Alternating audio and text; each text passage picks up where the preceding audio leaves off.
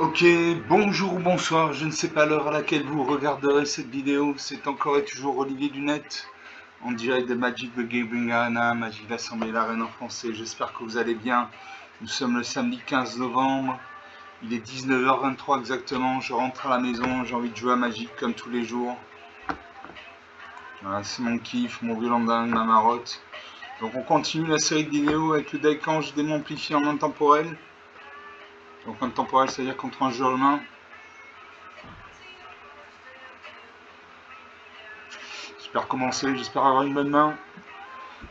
Il faut au moins 3 terrains. Il faut au moins 3 terrains. Si vous n'avez que 2 terrains dans votre main de base, ça risque d'être un peu problématique. Ça risque d'être un peu problématique. Et je me bats contre Andrea. Enchanté Andrea. Moi c'est Lightning Wave, onde de choc en français. Votre homme le serviteur. Alors ça réfléchit. Voilà, votre adversaire choisit de garder cette carte ou de déclarer un mulligan. L'adversaire joue en premier. J'ai une plaine, donc une mana blanche. J'ai 2 montagnes, donc 2 mana rouges. Une forêt, donc une mana verte. J'ai l'ange de la fatalité pour 4 mana, dont un blanc. Du 3-4 vol quand cette créature est exilée au cimetière d'un joueur ciblé. Pour 4 mana, dont un de blanc, je cristal du vent. Les sorts blancs que vous lancez coûtent un mana de moins à lancer. Si vous devez gagner des points de vie, vous gagnez 2 fois son nombre de points de vie à la place. Enfin, pour 6 mana, dont un de bleu, j'ai blâme du fleuve. Renvoyez tous les permanents non terrain que le joueur ciblé contrôle dans un de leurs propriétaires. Je garde ces cartes. Je salue mon adversaire. Alors ça réfléchit.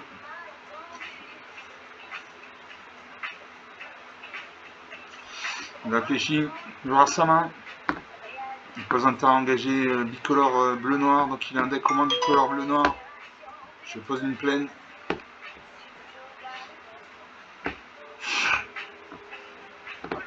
L'adversaire pose un deuxième terrain un bicolore bleu-noir. Je pose une montagne.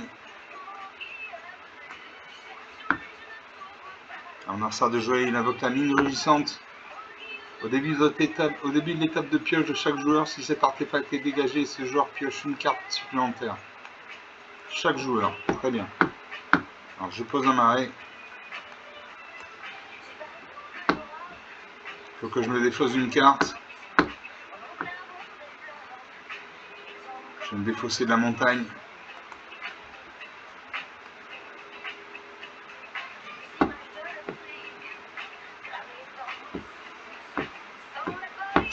L'adversaire prend mon deuxième mari, il a 4 points de mana. Pour 3 points de mana, il fait étude rapide. Il pioche 2 cartes. À moi de jouer. Je pose une forêt. Je lance la fatalité, une 3-4 volts quand cette créature est exilée au cimetière d'un jour ciblé. Donc le cimetière c'est à la droite de la pioche. Pourquoi cibler, pourquoi vider le cimetière? Parce qu'il y a des cartes comme les cartes nord qui permettent d'exhumer des cartes depuis le cimetière. Donc quand on vide le cimetière, il n'y a plus de cartes à piocher.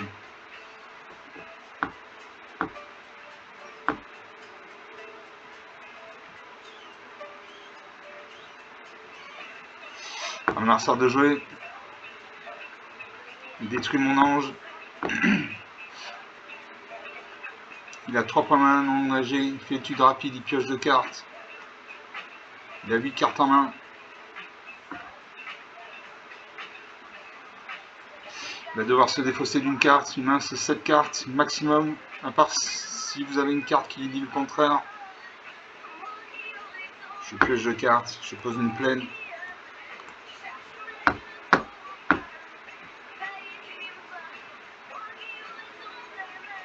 Je joue le cristal du vent. Pour l'instant, il n'y a pas de carte sur le champ d'attaque, donc je peux me permettre de ne pas jouer de créature.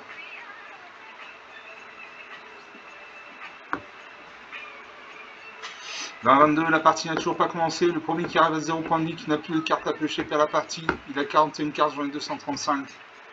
Il pose un troisième mari, il a 6 points de mana, il peut invoquer une carte avec un coup d'invocation de 6 points de mana. Il invoque le douloureux dilemme. A chaque fois qu'un adversaire lance un sort, ce joueur perd 5 points de vie à moins qu'il ne se défausse d'une carte. Je pose un marais.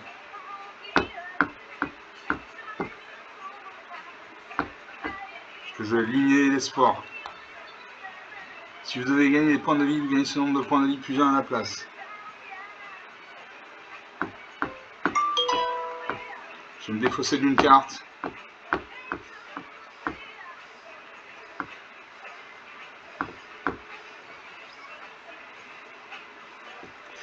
Je ne sais pas quoi sacrifier.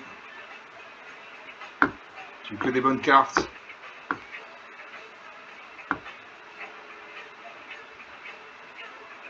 Je me défausse du livre de massacre.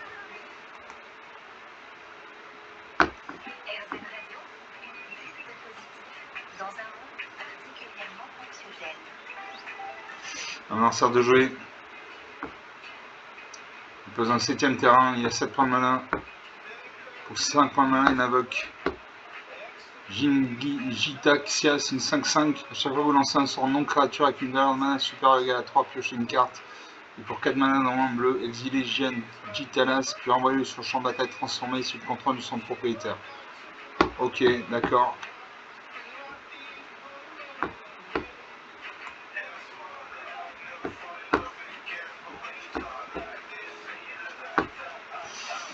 Alors, je peux jouer un marais.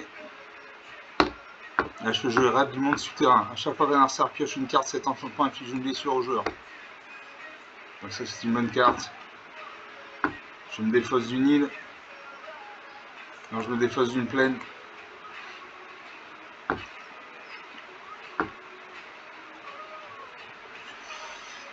Alors ça part un point de vie. 2 points de vie, 20 partout. La partie n'a toujours pas commencé. 7 minutes de jeu depuis le début de cette vidéo. L'adversaire pose un 8ème terrain. Pour 5 points de mana, il invoque le douloureux. Il invoque le douloureux Dylan.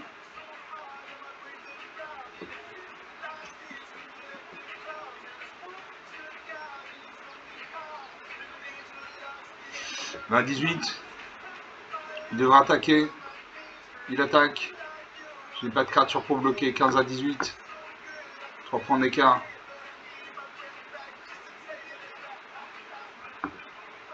C'est encore un lanceur de jouer.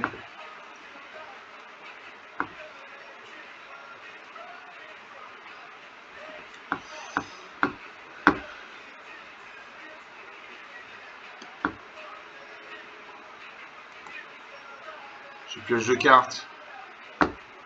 Je vais poser une île. Je vais jouer Révélation Jeskai.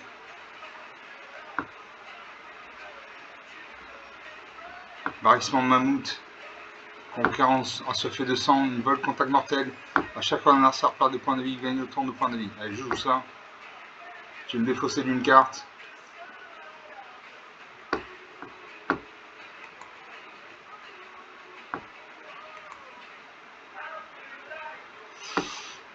Est-ce que je me défausse?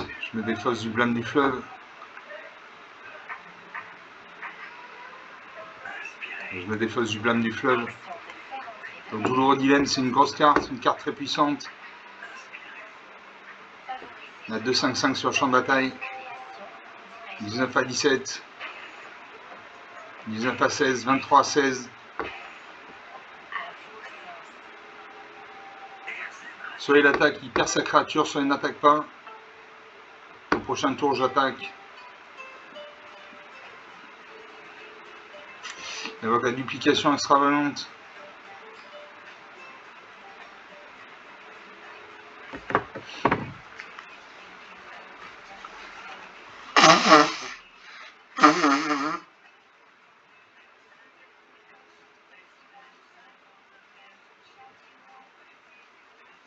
« 27 à 16, 11 points d'écart. Est-ce qu'il va attaquer? La partie n'a toujours pas commencé. 10 minutes de jeu depuis le début de cette vidéo.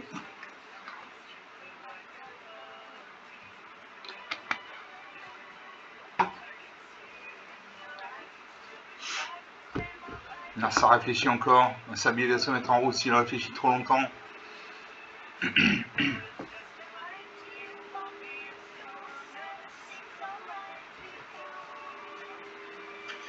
Il réfléchit, il prend son temps.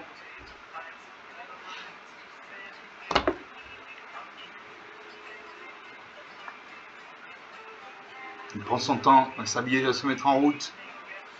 Voilà, le sablier se met en route.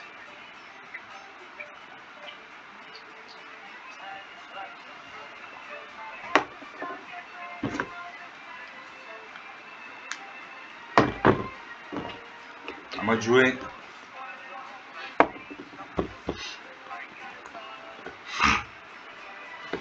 Je pioche de cartes. Je pose un arrêt. Je joue le cluster de 18, une 4-4. Barrissement de mammouth. Allez, je joue le barrissement de mammouth. Je vais me défausser d'une carte. Je me défausse de la croissance surnaturelle. Et du cluster de 18. Et j'attaque ma 7-7 volante. En face, il n'y a ni haut ni à portée, il ne peut pas bloquer. 27 à 9. 43 à 9. 34 points d'écart.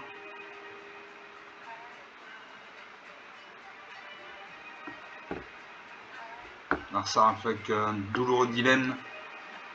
47 à 8. 51 à 7. 46 points d'écart. Il peut attaquer, s'il attaque, je bloque à ma 7-7.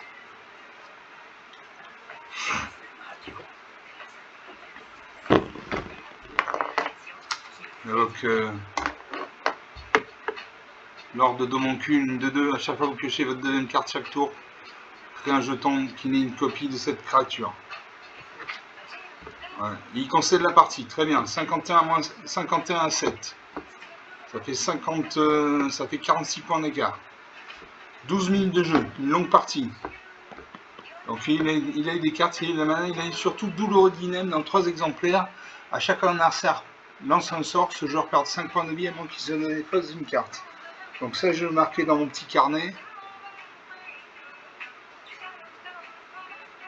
C'est une carte intéressante, douloureux dilemme. Avec 2 M. 5 noirs. Moins 5 points de vie. Moins une carte. Voilà, j'ai noté ça. Comme ça, je pourrais le rajouter à mon deck.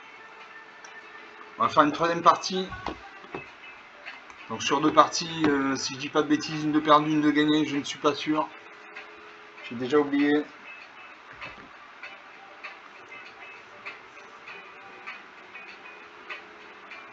On va faire une 3e partie. 13 minutes de jeu depuis le début de cette vidéo. Je récupère 100 pièces d'or, 275 points d'expérience. J'ai bientôt 25 000 pièces d'or. Je vais pouvoir jouer à des événements payants. Donc 3e partie lancée. Sur mon deck Angers démamplifié en intemporel.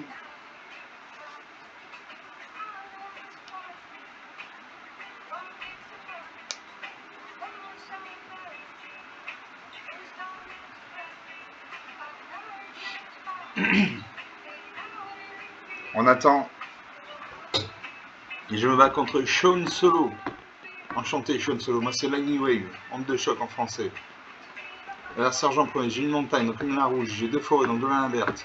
J'ai le sanctuaire des crocs de pierre pour 2 mana dans un noir. Au début de première phase principale, chaque adversaire perd X points de vie, gagne X points de vie, c'est en nombre de reliquaires que vous contrôlez. Pour 3 mana dans un noir, j'ai hommage à la fin. Un adversaire ciblé sacrifie une créature de son choix, vous gagnez un nombre de points de vie égal à l'endurance de cette créature. Pour 6 mana dans un 3 noirs, j'ai Guivre du massacre.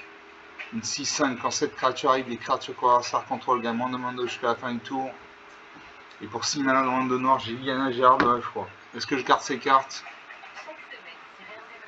Je garde ces cartes, je fais le pari de piocher la mana noire bientôt. Je salue mon adversaire peut inter-engager bicolore blanc-noir, donc il a un deck au moins bicolore blanc-noir. Regardez la carte au-dessus de sa bibliothèque. Bon, je pose une plaine. Je n'ai que des cartes noires. J'ai 4 cartes noires. L'adversaire pose un marais.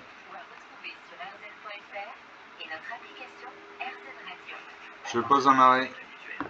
J'ai le sanctuaire des crocs de pierre. Au début de votre première phase principale, chaque adversaire par expandé gagne X expandé, c'est en nombre de reliquaires que vous contrôlez. Je contrôle le reliquaire et la structure des crocs le sanctuaire des crocs de pierre. Donc je vais y faire un point de dégâts à chaque tour et je vais gagner un point de dégâts. 20 partout, la partie n'a pas commencé. Narsa à 51 cartes, j'en ai 241, il pose un deuxième arrêt. 21 à 19. Je pose une plaine. Parce que je hommage à la fin. Narsa ciblé sacrifie une créature de son choix. Il n'a pas de créature de champ de bataille, donc je ne joue pas cette carte. Arme Narsa. Il invoque la valeur sauvage, l'un. Je joue hommage à la fin. Il détruit ça, je gagne un point de vie. 22 à 19. 23 à 18.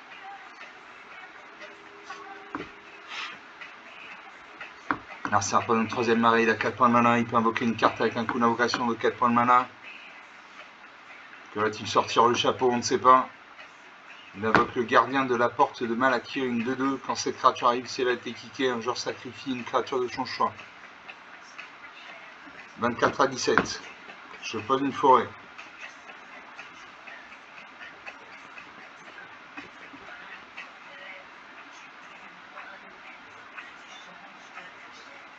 Je fais encore un point de mana et j'invoquerai Liliana, Gérard de Rang d'Effroi. Narsa a invoqué le meneur d'âne vampire, il m'attaque. 22 à 17, la partie commence.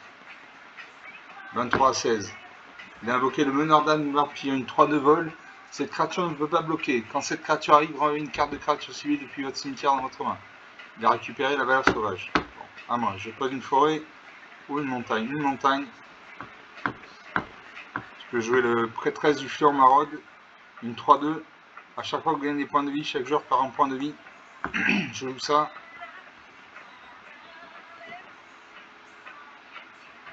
Là, ça pendant le 5e arrêt, il a 6 points de mana. Pour 3 points de mana, il invoque la valeur sauvage. Il vole au début de la table de fin. Si Narsa a perdu le point des sourcils, il met un marqueur plus loin sur cette créature. Il a détruit ma créature. 24 à 15. Je pose une forêt. Je peux jouer Lignana, Génard de l'ordre d'effroi. Je l'active. Je crée 2 jetons de créatures de donneur zombie. Non, un seul. 24 à 15, 9 points d'écart. Narsa regarde ma 2. Il va avoir ses créatures.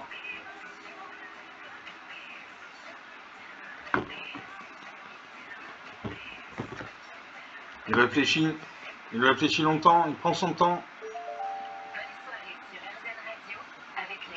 Il détruit ma 1. Je pioche une carte. Il faut de la mana noire.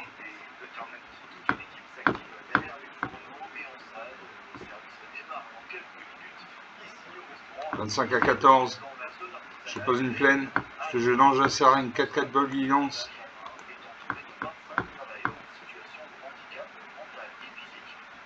Narsa reverse sa main. Peut-être qu'il peut faire un contre-sort. Non. J'active Liliana.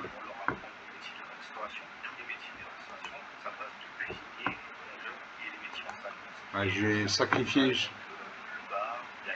Chaque joueur sacrifie 2 créatures de son choix. Donc mon 4-4 va mourir, mais deux de ces créatures vont mourir également.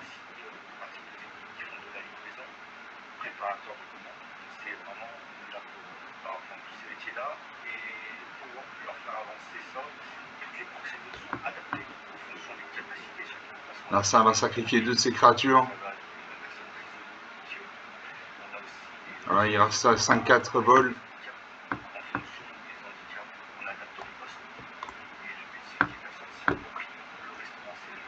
Alors ça invoque la soif éternelle. La créature enchantée a le lien de vie. À chaque fois qu'une créature quand un contrôle meurt, mettez un marqueur plus loin que cette créature. Il m'attaque. Je n'ai pas de créature sur le champ de bataille. 20 à 19, la partie est relancée.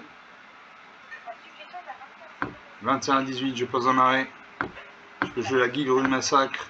Une 6-5. Quand cette créature arrive, les créatures qu'on a contrôle gagnent moins de mono jusqu'à la fin du tour. À chaque fois qu'une créature qu'on a contrôle meurt, ce joueur perd 2 points de vie. Donc je joue ça.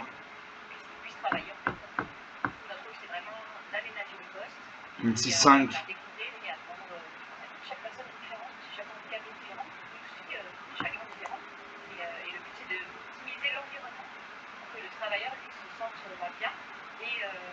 Merci à détruire mon ange.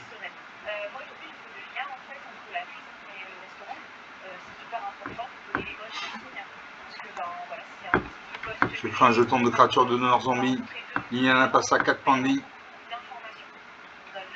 Merci, invoque le faucon de l'Empire. Une vol, contact mortel, l'un de vie de 3.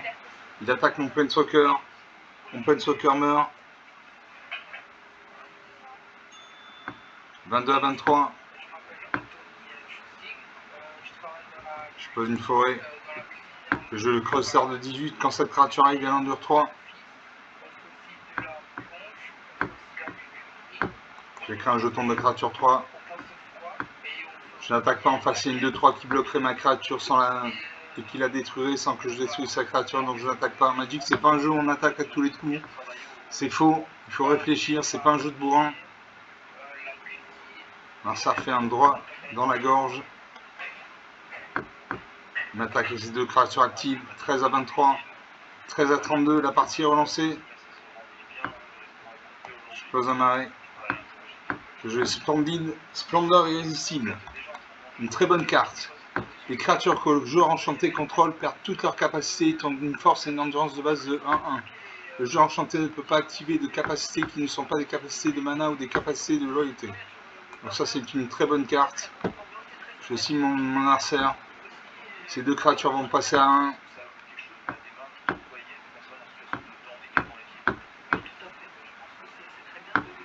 J'attaque mes 2 créatures actives. 14 à 26, 12 points d'écart. Narsa pendant le 7ème marée, il attaque avec ses 2 créatures actives. Je ne peux pas bloquer, je n'ai ni vol ni à portée. 8 à 26. 9 à 25, je pose un marée.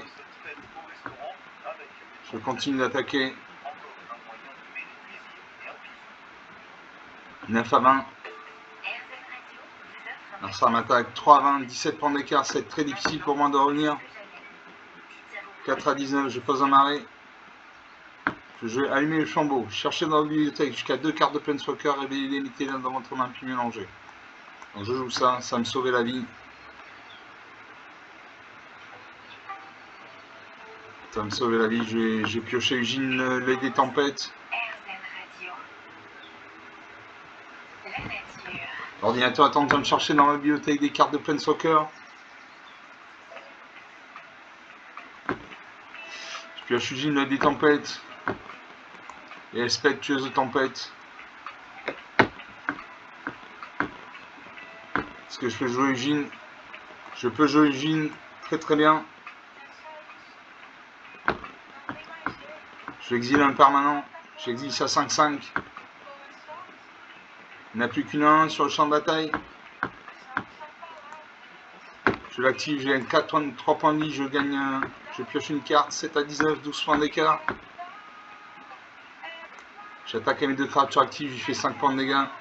7 à 14, plus que 7 points d'écart. La partie est relancée, maintenant ça invoque chez Shred la Surane. Donc il a 2 créatures à 1. Une attaque 6 à 14.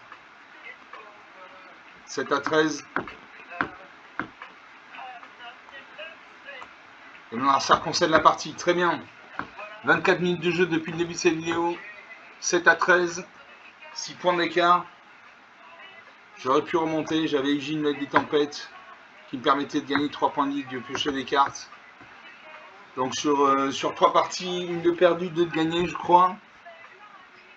J'ai eu de la mana, j'ai eu la Splendor irrésistible qui a permis de transformer ces créatures en 1 de base.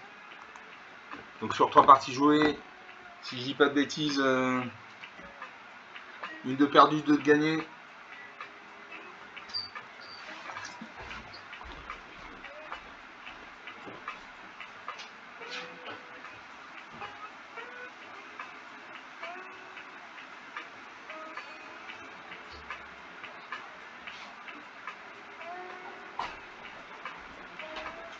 On va faire une 4ème partie.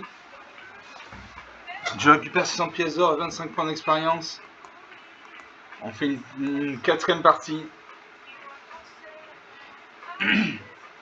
25 minutes de jeu depuis le début de cette vidéo. On a encore le temps de se faire une dernière petite partie.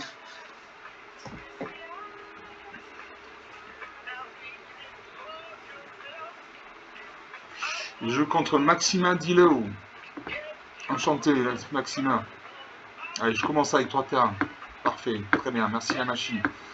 J'ai une montagne, donc une mana rouge. J'ai 2 forêts, donc 2 manas vertes. J'ai éclat lumière pour 2 manas dans mon blanc. Le du combat pour 2 manas dans mon blanc. Absolue vertu pour 8 manas dans un blanc et un bleu et un vert. Et archifiez-le de chez Fate pour 7 manas dans un de noir. Allez, je garde ces cartes.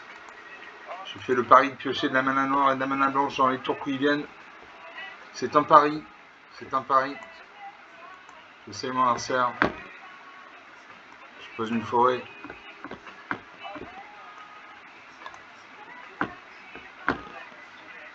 L'adversaire prend un terrain de base. Je pose une forêt.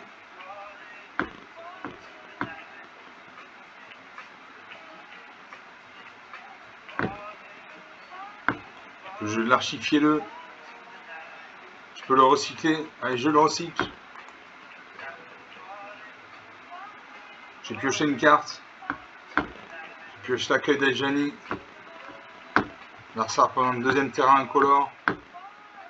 L'adversaire invoque lui qui annonce la fin, une 2-2, les sorts incolores avec une valeur de mana supérieure ou égale à 7 que vous lancez quand coûte un mana de moins lancé. Les autres créatures incolores contrôlées gagnent plus en plus 1. Je pose une montagne.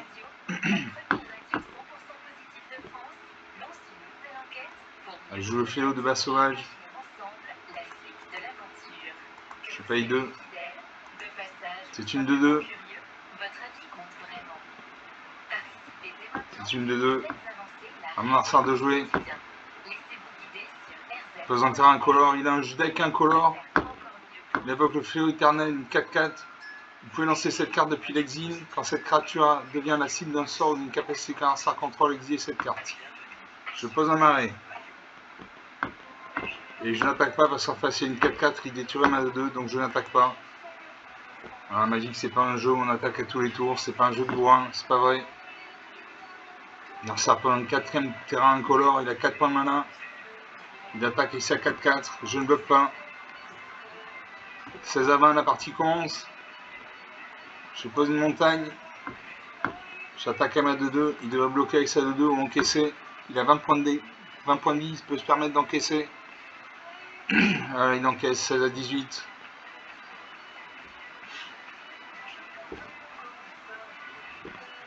Alors ça prend un 5ème terrain, il invoque l'écho d'éternité. C'est une capacité déclenchée d'un sort incolore contrôlé ou d'un autre permanent incolore contrôlé se déclenche. Cette capacité se déclenche une fois de plus. A chaque fois que vous lancez un sort incolore, copiez-le. Vous pouvez choisir une nouvelle cible pour cette copie. Je pose un marais. Je n'attaque toujours pas parce qu'il y a une 4-4 en face qui détruit un ma 2-2. Et là, il me faut de la mana blanche. J'ai des cartes blanches, il me faut de la mana blanche. Alors ça réfléchit, il aura sa main. Quand il y a un liseré blanc autour des cartes, ça veut dire qu'il aura sa main. Il réfléchit. Quand il y a un halo autour de son icône, ça veut dire qu'il réfléchit. Il invoque le voyant.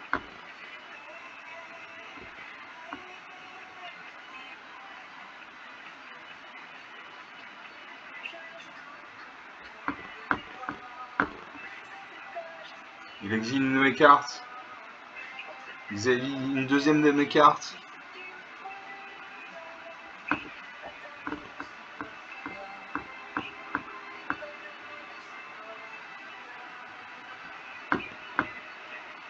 Il exile 2 de mes cartes.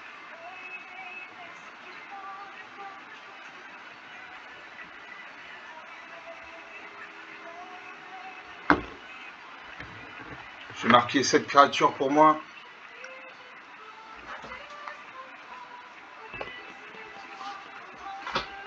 Non.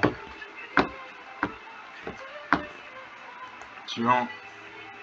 Je n'attaque toujours pas.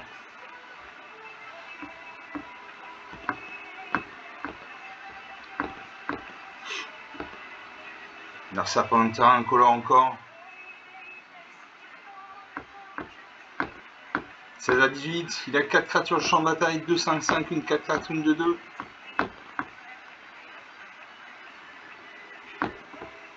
Il crée une copie. Il va chercher 2 cartes de terrain de base.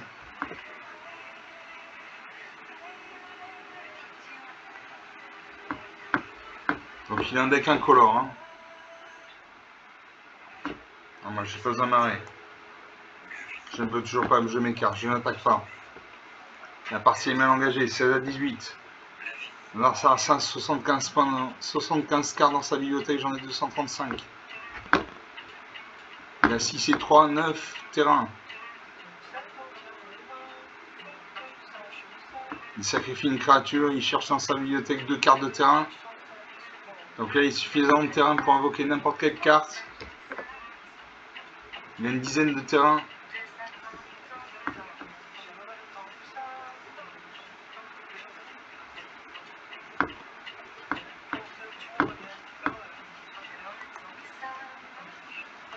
Je n'attaque toujours pas. Alors ça n'a toujours pas attaqué. Je me demande ce qu'il fait. Il grossit les rangs de son armée. Tout simplement. Ça y est, il attaque avec sa 8-6. J'ai exilé 2 permanents que je contrôle. J'enlève un marais et une montagne.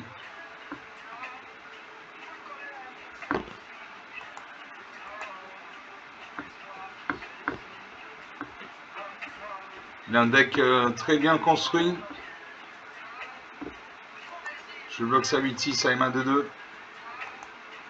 La 2-2 va mourir. Je vais perdre la partie. Il ne me reste plus que 3 terrains. 32 minutes de jeu depuis le début de cette vidéo. Je pose un marais. Je ne peux pas jouer mes cartes. Je manque de mana noire, de mana blanche. Il me faut la mana blanche. À mon adversaire de jouer. Il réfléchit. Il a 12 terrains. Il peut invoquer n'importe quelle créature avec n'importe quel coup de mana. Un sablier se met en route.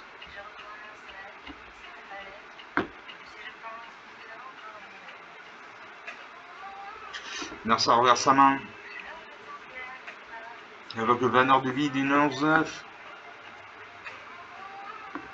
Il crée une copie.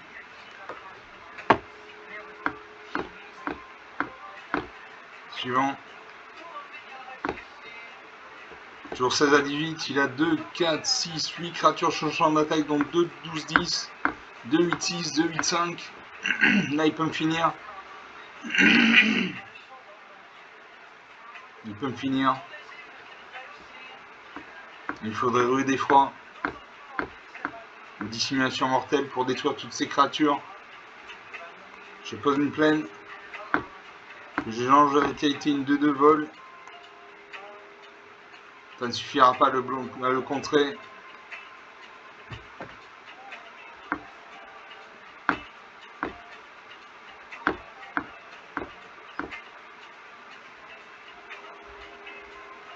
En 3 minutes de jeu.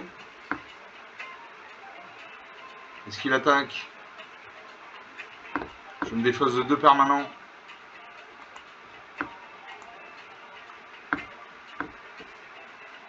Je me redéfausse de 2 manas. Je vais conseiller la partie. On va voir s'il m'attaque. Je bloque sa 8-6 à ma 2-2. J'ai pas le choix. Toujours 16 à 18.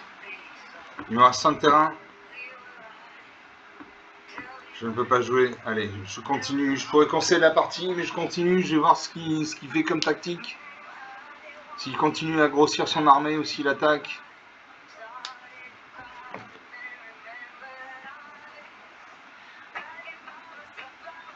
Il ne joue pas. Je pose un marais. J'attends le moment où il va attaquer. Il pourrait me finir depuis longtemps.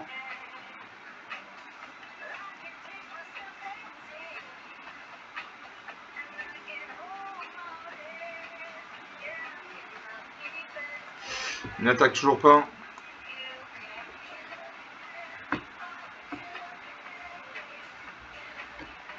« 35 minutes de jeu. Il n'attaque toujours pas.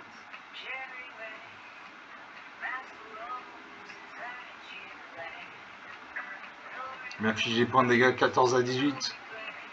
Il devrait attaquer. Il n'attaque toujours pas. Allez, suivant, on continue. La situation désespérée, mais bon, pour l'instant, il n'attaque pas.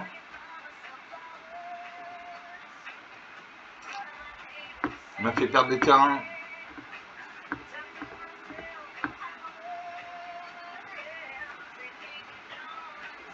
Il n'a que des cartes incolores. Il réfléchit. Il a 4 sabliers de réserve, donc il a 2 lignes de réserve pour jouer. Il est avec le commandant de Jorzek. Il m'a infligé point de dégâts. Je vais mourir comme ça.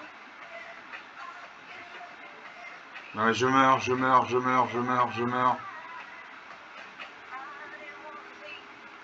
0 à 18. 36 minutes de jeu. Cette partie était longue mais très intéressante.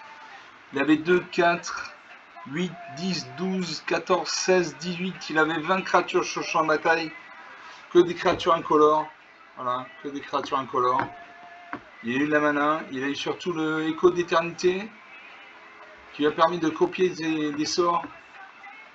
Donc voilà, 37 minutes de jeu depuis le début de cette vidéo. On va rester là. On va rester sur une... c'est pas une bonne impression, mais c'est une bonne partie. Voilà, elle était intéressante. Il a attendu avant de me massacrer. Il a attendu d'avoir une armée très puissante. Il avait une armée très puissante. Donc voilà, donc sur 4 parties jouées, une de gagnée, si je dis pas de bêtises, une ou deux de gagnée. Comme d'habitude, vous pouvez lâcher des pouces bleus, des j'aime, des likes. Vous pouvez mettre en commentaire la durée idéale d'une vidéo Magic, c'est une demi-heure, 3/4 d'heure, 1 heure. Vous pouvez parler de la chaîne autour de vous. Je vous remercie d'avoir regardé cette vidéo, je vous salue, je vous dis à très bientôt, ciao.